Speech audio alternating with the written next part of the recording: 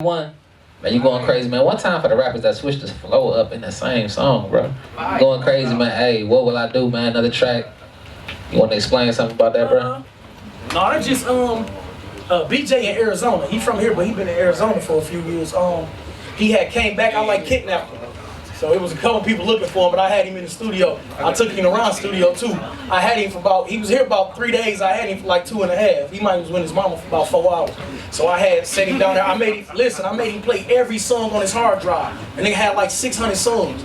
I made him play every song on his hard drive. When he played that beat, the breakdown I actually added. But he played the beat, I'm like, shit, it was like 4 bars in, I saw that's me. He said, oh man, I made this for you, I thought I sent it to you. So then I did it the same night. So before he left, he had that song in his own email. So anyway, that was What Will I Do? It was just about, you know, people, like I say, people want to box everybody in. You want, oh, you this type of rapper or that type of rapper. And I feel like I can, like I said, I can do the best of both worlds, man. And like even that song, and then I got a song with Black Milk. I don't know, you know, the hip hop people know who Black Milk is, but like Black Milk is like the total other end of the spectrum as far as rap go. And how I got that, I basically just reached out to his people and I said I wanted to do a song with him. And like, you know, we worked out the details. He sent me like 5 beats and I just told him which beat I wanted and just give me 16 on it. That's all that happened. I just did the hook and everything after it was done. And it's called, what is that, Rise to Power. Shout out to to the town till we meet again out on this journey. It's either that or could be laid flat out on the gurney, harder than the pavement, steady turning pages, life ages, look up like where the days rise. Long-winded, overcompensating for their shortcomings. Real talk, where the truth is anything but forthcoming. Jerseys in the rafters, OGs trying to sport something. Patience, Asian to teach you not to force nothing. So we leave it on the turf, blood thicker than water and they bleeding on the dirt. Some critics put heart and soul in the mud pots. In order to avoid the hurt of honesty, they trust lies. What do you feel like separates you from the rest of the Detroit artists that might from the outside in looking like they more on or just more out here? What separates you, bro?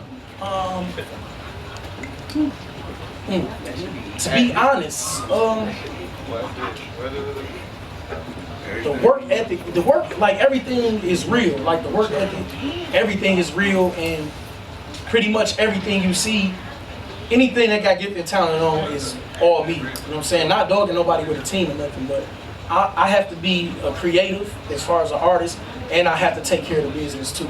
And to do it the way in the capacity that I do it in, like it's 2 CDs in like 4 months. You know what I'm saying? I got a 3rd one that I'm working on now. And anybody can put out a CD with a bunch of bullshit on it. You know what I'm saying? But it's like nice quality, everything. I got 8 videos. I just dropped my 8th video last month from this year. Like my 8th video. So it's just the work ethic, man.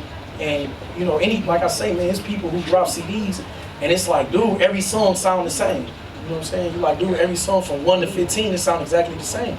And I don't know how many people in here actually sat down to write a song, but when you writing a song that don't gotta make sense, you just saying shit, yeah, I got my trues on, money in my pocket, bitches lined up, all of that. That's kind of easy. Like, yeah, it's kind of easy, that ain't shit. Yeah, but when you really take time to express yourself, it take a little more out of you. You can't just, the average person not gonna go write a song like that in 2 hours. Like anybody can go in there, bitches in the house, G's everywhere. I got G, like anybody can do that. Like you just rhyming words, you know what I'm saying? And that's it. And then I'm focused on quality, and I'm not focused on Detroit shit. Like I'm not focused on trying to be the man in Detroit. Like, you know, if you look at where I'm spending my money wasn't spent on a feature from the top 3 top rappers in Detroit. I could have did that. You know what I'm saying? I could have did that 3-4 years ago. It's not, you know, certain DJs, you know, they feel like they, you know, top of the echelon here. I didn't go pay them to go host my mixtape because I felt like, why I'm gonna pay you to host a mixtape when you just hosted 6 other mixtapes? Like, you know what I'm saying? You gotta, who wanna fit in when you can stand out? It don't make sense. You know what I'm saying? That's all I'm focused on, is making sure my brand stand by itself, and it's nothing that could contaminate what I'm doing. You know what I'm saying? The only person who can fuck over JP1 right now is JP1, and we still winning. Can we get a Southwest track, bro? Can you put that together? Can we find a way to get some real niggas from Southwest all together and put it on the track? I mean, me and Gov got a couple songs, right? And no, no, but no, you know what? I don't know. I don't want to dog like Southwest artists. I feel like they lazy. Like most of them lazy, and they get content with like being on the Southwest. So at this point, there's probably only like 2 or 3 other Southwest artists that I really would want to work with, because look, y'all lazy too. Y'all got a song for me to play. So anyway, no, because right now it's like features got to make sense, and like even he just said it himself. The artist you said and the artist like. It's only so far you can, I can't go backwards. Not to say that they any less of artists, but you gotta work hard, man. It's hard out here. It's oversaturated market, and if you're not working and busting your ass out here, you in the way. You know what I'm saying? How many CDs came out of Southwest? Shit, even from the hip hop awards, y'all did the awards. How many people from South? It was me and Good. Oh, no, it was damn, yeah. See, that's what I mean. Who? Dagda, and shout out to Dagda Type 2.